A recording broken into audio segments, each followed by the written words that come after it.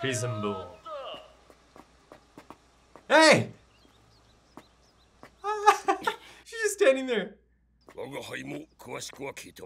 Ah. Okay, so maybe he's not completely in on it just yet.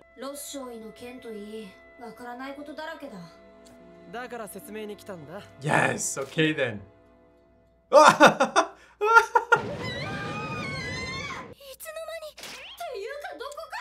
Right there. Illegal immigrant, yeah, I was gonna say.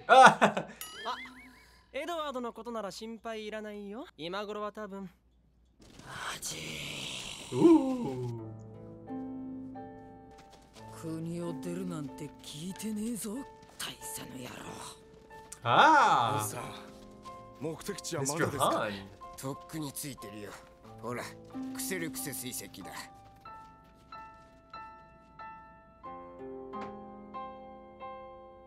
クセルクセスか。東の賢者の話で読んだっけ。 Easterns. 東の賢者。ああ、俺たちの国に錬金術を使った術師のおとぎ話だよ。一夜にして滅んだクセルクセス王国の生き残りが建国から間もなかった頃のアメストリスに That beard? 錬金術を広めたって伝説。我が国には西から流れ着いたという伝説がある。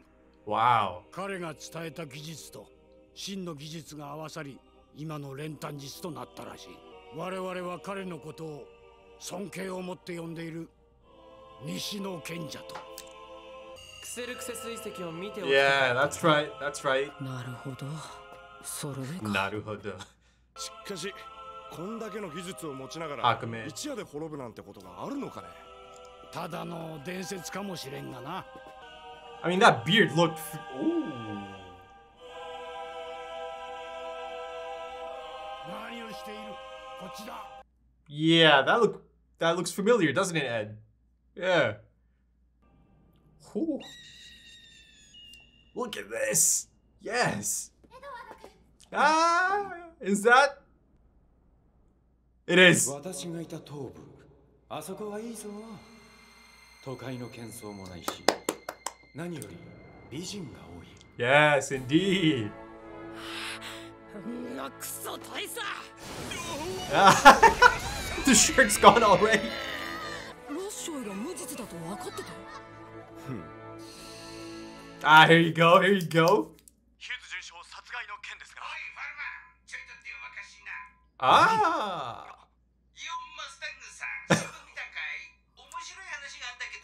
いやー、バーニー、使用電話はいけないな。 Bunny. ちょっと待っていたまえ。少尉の使った弾ってのは俺を撃った時のさ。今でも撃たれた穴が右手に残ってるぜ。仕掛けて Nice. みるか。バリー、久々に暴れてみたくはないか。了解。人は殺さ Ah. ない。倉庫街の2番通路だな。豚の骨と肉。 Ah. 何ですか？焼死体を一つでっち上げる。実体です。 Not quite, バカ but 言うな。あくまで焼死体のようなものだ。歯の治療痕を照合されたらどうするんですか？手は打った。できるんですか？ oh yeah, oh yeah. 専門ではないが、それなりに知識は持っている。 Oh. 焼死体を作るのは得意だ。 Ah. 急げ。 Yes, the score. だな。君は今夜ここで死ぬ。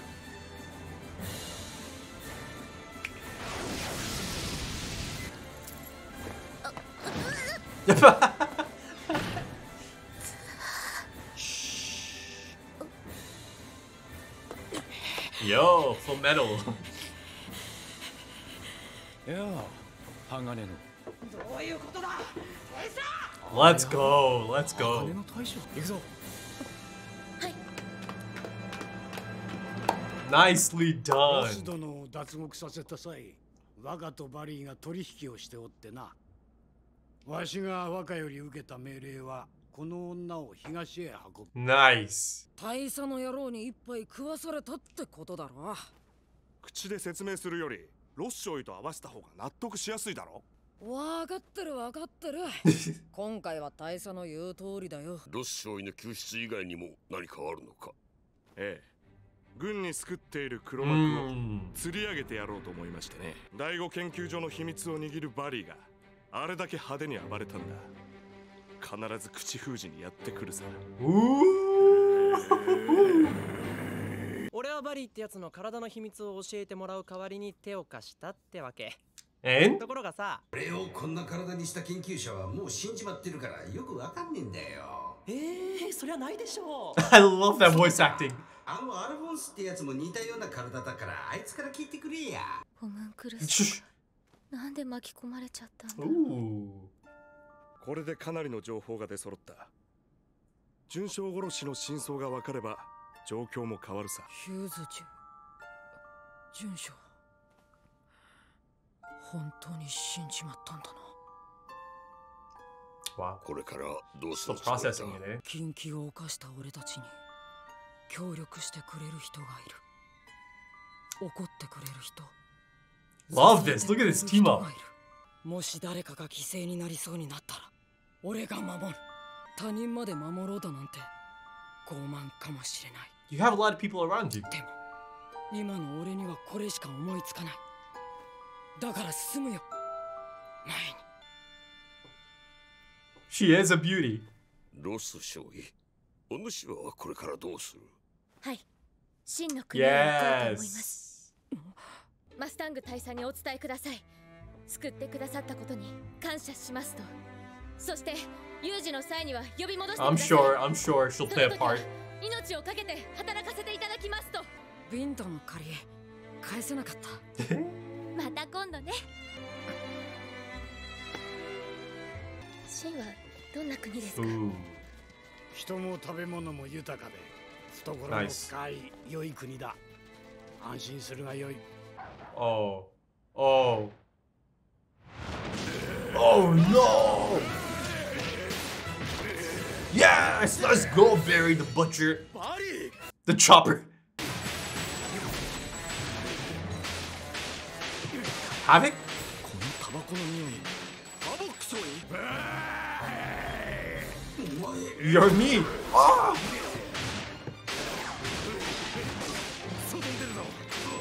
He's like Blanca from Street Fighter. This is some episode, man. Look at this. Ah! Barry. Ooh. 心配すんな。 Ah, Hawkeye. お客さんがジャクリーンにいたずらしたから少し叩いてやっただけ。これは俺の体だ。何？どういうことだ？奴ら俺の体に実験動物か何かの魂を放り込みやがった。 Yeah, quite animalistic, yeah. And he's back. メッセージ第五研究所にあったのと似てるけど、二頭の竜、太陽。あーくそ、上の方かけててわかんねえや。 Whoa! Ishwalin! 軍がこんなガキ一人のために動くわけねえだろ。あの内乱も引き金は一人の子供あだった。何が歴史を変えるきっかけになるかわからんね。やめんか見苦しい。あんたらはアメストリス人を憎んでるはずだろ。すべてのアメストリス人が悪でないことを知っておるからじゃ。正直君たちは憎いけど僕が生きているのもあのお医者さん夫婦のおかげなんだ。 Oh. 夫婦？まさか Yeah, it was, wasn't って it? 名前じゃ。先生は僕たちイシュバールの民を何人も救ってくれたんだ。 Nice. そうか。 Oh. ロックベルのおじさんとおばさんがどんな最後だった？イシュバールの者に殺された。そんな。すまない。わしらはあれを止められなかった。右腕に入れ墨のあるイシュバールの武装だ。 He knows who that is. ロックベル夫妻の墓前に報告をしておいておくれ。感謝と謝罪を。 Wow. The sun. じゃあもう我慢できねえ。切るぜ。俺の体をどうしようが俺の体だ。ダメだっつってんだろうが。いけない。電話はまたにするわ。Oh no. こっちもお客が来てしまう。 Oh no. Oh, it's gonna be a cliffhanger. That's not gonna do much. Jeez. He looks so much bigger.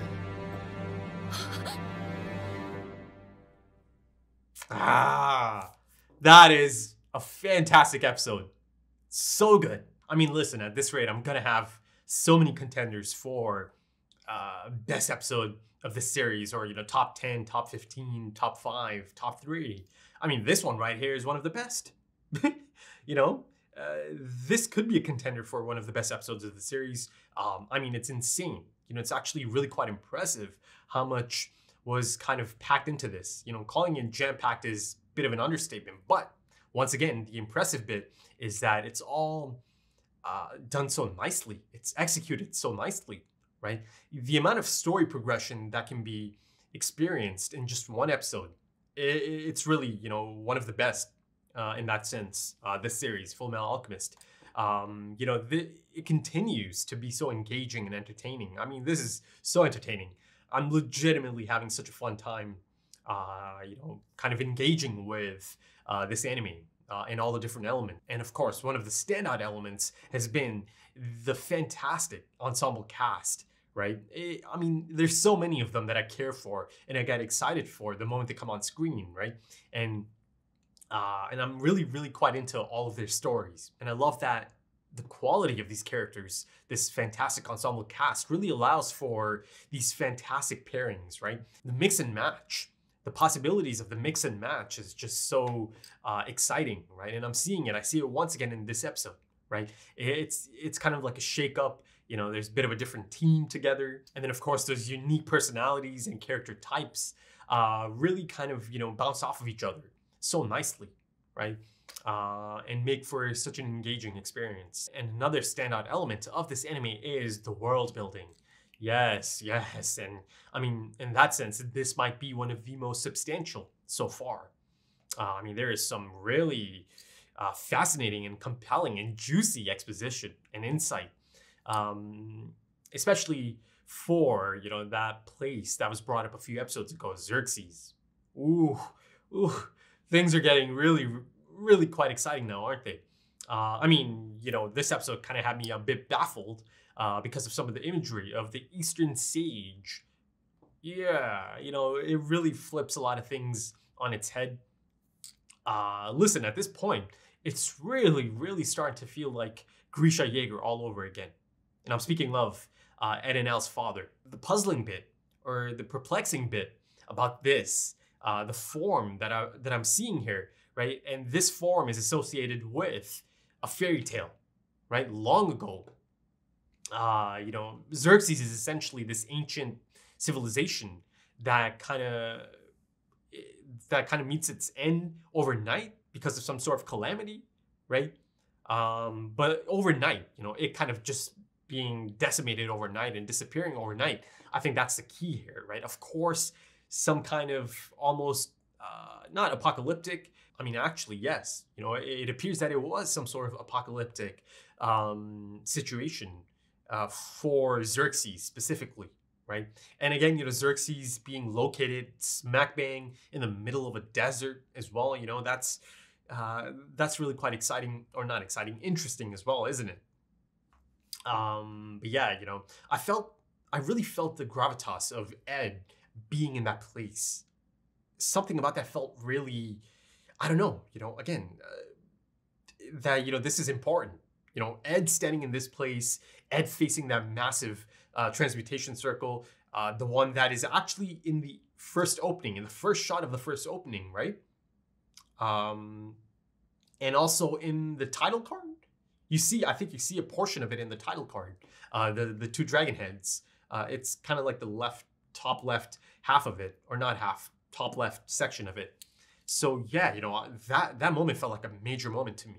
Now, in terms of, you know, the depiction of that Eastern Sage and it being, again, a carbon copy of the father of the sins, right? Same robes as well. So I think that right there is meant to be that character or that individual. But the, you know, again, the exciting and puzzling thing about this is the fact that also, or father, also resembles Ed and Elle's father. You know, up until this point, since that episode, you know, since I did see father down below, as he does, you know, take out Greed and kind of, you know, becomes a part of him again, or Greed becomes a part of father again, you know, I kind of, or my running theory at that point was that, okay, at some point this father figure took the likeness of Ed and Elle's father. That's why he looks like him, perhaps. So, you know, as of this point, I think it's pretty clear that they had a run-in, for sure. I mean, of course, you know, how else is he going to look like Ed and Elle's father?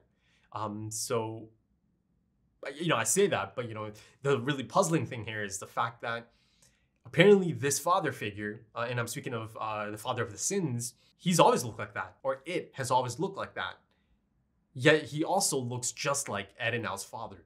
Now, you know, now it gets a little, you know, it's getting into that, you know, territory that I'm not even sure anymore about Ed and Elle's father being normal. You know, now it's starting to feel like, and, you know, this is the reason I'm kind of going into the whole, you know, it's starting to feel like Grisha Yeager all over again. Now it's feeling like there's a crazy backstory to, I mean, yes, you know, I knew there is going to be a really exciting backstory to Ed and Elle's father, given the things he's caught up in and, you know, the journey he's been on. From the looks of it, it appears that he's going to have an insane backstory, right? I don't know, man. That look is kind of undeniable, isn't it? You know, the likeness there in the Eastern Siege is really quite unmissable. And then once again, the fact that Xerxes is meant to be this ancient civilization that does not exist anymore, yet, you know, their father's likeness is right there once again. Yeah, man. I mean, Ed and Elle's father continues to be one of the most fascinating unknown characters of the story so far, much like Grisha Yeager was. Now, in terms of this potential calamity that took out or decimated Xerxes overnight, right? You know, the fact that, you know, they're showing us this massive transmutation circle that Ed does kind of recognize, doesn't he? Because he, you know, he straight up remembers, and he even kind of puts it out there. Oh, this is kind of similar to the one I saw at the 5th lab. Now, I think, you know, the construction of a Philosopher's Stone, perhaps on a large scale, is probably playing a part here, right? It looks like it didn't go according to plan, perhaps. Or maybe it did go according to plan and it ended up taking all the life around it, right? In Xerxes. And perhaps even around Xerxes, given the fact that it is so desolate. It's in the middle of absolute, you know, nothing, right? It's a desert, but it's possible that it sucked in all the life around it, right? But 2 survivors. From the sounds of things, 2 survivors, right? One goes east, one goes west. And, you know, Jing has a really similar story about that as well, right? The teachings or the origins of alchemy, you know, the mythology of it all. This is it. This is the origin of it. So it begins in Xerxes.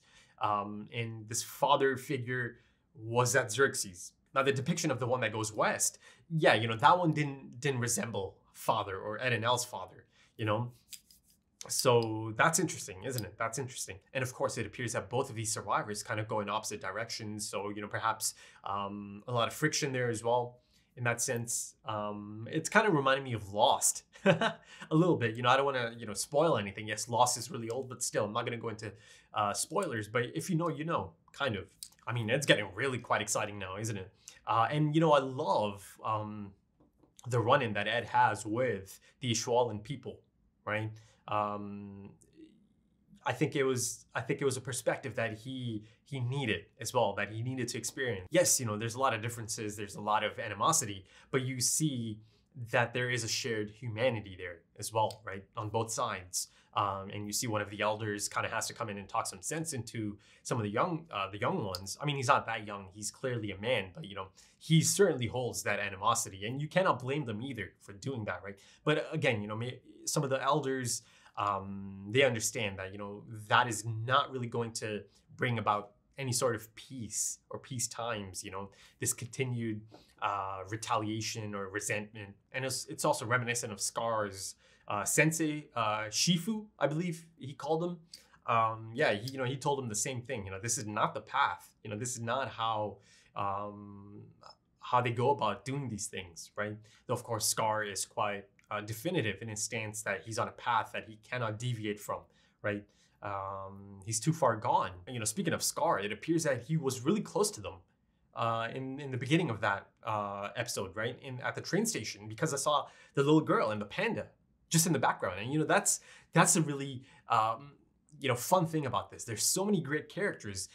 A lot of them can just kind of exist, in the background, and I think that actually helps in grounding it quite a bit, doesn't it? That they could just be in the same place and not even know it, right? They're just existing. They're on their own path. And last I saw them, they're heading to Central. But kind of going back to the run-in that Ed has with these Schwallens, you get to hear about some true heroes of the war. And I'm speaking of the Rockbells. Yeah, those are true heroes, right? And I spoke of the shared humanity. Yes, a lot of differences, especially political divide. Keeping people divided, but that shared humanity, those personal experiences, those small experiences that can have such a major impact on a larger scale, as you see here. This elder had nothing but love for those doctors, and I thought it was really quite lovely that Ed gets to know about this, right? And not through Ed. Winry could possibly know, it kind of depends. If it happens, it's going to be quite the emotionally charged moment, right? It could be one of the most beautiful moments as well. But there is a bit of a shadow, bit of a dark cloud as well, because it appears that Ed now realizes, Scar is the one who killed her parents. And then of course the Roy Mustang tactical genius master plan coming together. I love that scene, the flashback scene, the presentation of it, the triumphant music, the score. Oh, beautiful scene, really. I love the I mentioned the presentation because of the lighting that was being utilized and the coloring that was being utilized. I mean, this episode continues to have some beautiful imagery, doesn't it? It continues to have beautiful backgrounds. Xerxes, the ruins of Xerxes. It was kind of beautiful in its destruction, wasn't it? Right? Because I think it did its job in kind of communicating the gravitas of this place. I felt it. I really felt it looking at these images and looking at Ed being in that place as well. But yeah, some of these standout shots. It has a lot of really standout frames. One of them being, it's Roy Mustang framed against the sun. As he exits the phone booth. Oh, it's an all-timer. It's an all-timer shot, isn't it? There's some really stunning shots of Ed. Right. Again, I mentioned the Eastern Sage, who has the exact likeness of his father and father of the Sin's father. Right. And, you see him kind of like looming above Ed, right, as he is speaking of this fairy tale. It's quite noticeable that, the sun is also kind of framed behind that father figure, or the figure that looks like father of the Sins. I feel like that's going to get messy, right? But yeah, the sun is actually utilized quite a bit in this episode. So much so that it is noticeable, right? So, the symbolism that comes with the sun in storytelling, a lot of times it's the sign of power, but also peace, a guiding light. And I'm pretty sure I've read before that, early explorers actually used the sun to kind of know east from west, right? So again, that kind of plays a part into this story as well, doesn't it? Right? Those specific directions, opposite directions. But yeah, the moon has been featured quite prominently. Now the sun is also coming in. So once again, opposites, yin and yang, east and west. Now you have the sun as well, right? So, a few more things that you tend to associate with sun symbolism, things like life, energy, positivity, power, clarity, all of those things. And, in the context of this episode, it all it makes sense, doesn't it? But yeah, going back to Roy Mustang, beautifully executed. And of course, his team is also integral, right? And now you see the reason he wanted his own people coming along, right? These are the people he can trust. They have their own communication methods, right? So they are really quite effective together. And you could clearly see that he inspires that loyalty, right? And, you know, I love the code names. It appears that Jacqueline or Jacqueline is meant to be Jean. Elizabeth is Riza. You know, Bunny. Bunny, you know, he kind of makes it up on the spot, but, you know, Bunny is Barry the Butcher, sorry, Barry the Chopper. And then, of course, speaking of integral parts, Barry the Chopper, how about that? You know, he plays a massive role here, doesn't he? Right? And because of his role, Mustang decides to put this, you know, operation into motion, right? And of course, it goes beyond just, you know, helping an innocent escape, right? Even though she does escape, it's still really sad. It is tough. You could see, you know, she has to leave her life behind, her parents behind, who don't know that she's alive, and she did feel that it's best that they don't know about this, right? For their own safety. But you see, it's a tough thing to ask of someone, right? She has to just leave her life behind, and now she's going to go live in a new place. But, you know, this new place is going to be a nice life, but it's not easy. It's not easy. And you see that, you know, it is a bit traumatic for her. But I loved how, you know, she shakes hands with Ed. That's a goodbye to a friend rather than, you know, someone that is above you in rank, right? It looked like he was about to salute, but no, she didn't let him. You know, she's like, no, let's shake hands. And, you know, maybe next time you can get me for slapping you. So, you know, it appears that she is going to make an appearance again at some point. But I think for the time being, she's out of the story. In terms of continuing the operation and drawing out the people that are targeting the military, you know, they get the body of Barry the Chopper, right? The Sins themselves didn't show up. Actually, they did. I spoke too soon. Gluttony shows up right at the end. Now, I'm not sure if, you know, it's just the, you know, the presentation to make him look a bit more menacing, but it looked like he was a bit larger than before, right? Perhaps he can grow in size. You know, it is Gluttony after all. So yeah, that sets it up nicely. I mean, I say nicely, but yeah, that's Hawkeye against one of the Sins, and for all I know, some of the other Sins could show up as well. So yeah, but, you know, in that sense, the action sequences continue to be so engaging and so impressive, right? The shootout scenes, you know, Havoc and Fallman, who's kind of like the odd man out, right? He's not really in on all the lingo. He's not really in on all the plans. But, you know, Fallman, Havoc, who's really cool. I really like Havoc. And Barry the Chopper, quite a team, right? To see them fight against Barry the Chopper's body. You know, just that. Look at that. Look at that arrangement. It was so exciting and engaging, but it doesn't include any of these, you know, mainline characters, does it? Yes, you know, Riza Hawkeye's high above as a sniper, but, you know, it was so fun to see just this group, you know, this little group that kind of came together. But, you know, Barry the Chopper is, I cannot believe how much I love this character. It's insane, and I'm sure it's the same for many of you. And of course, Ling continues to be so fun, you know, continues to have that sharp tongue, that great sense of humor, really quite enjoyable. But yeah, I think that's about it for this one, folks. Yet another fantastic episode. They just keep coming. The hits keep coming, man. You know, as of this point, I can safely say that I'm getting everything I was expecting from Fullmetal Alchemist, right? Given all the hype, the years of hype behind it, and, you know, it being on my watch list, it's living up to all that expectation I had. And, you know, a lot of times that's rare. That's rare because sometimes it's the impossible expectation.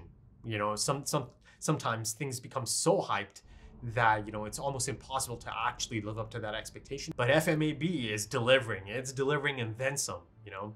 So if you enjoyed that, consider dropping a like, consider dropping some comments, give me your thoughts. If you're interested in early access or perhaps even full length, consider checking out the Patreon page. The links are in the description or the pinned comment.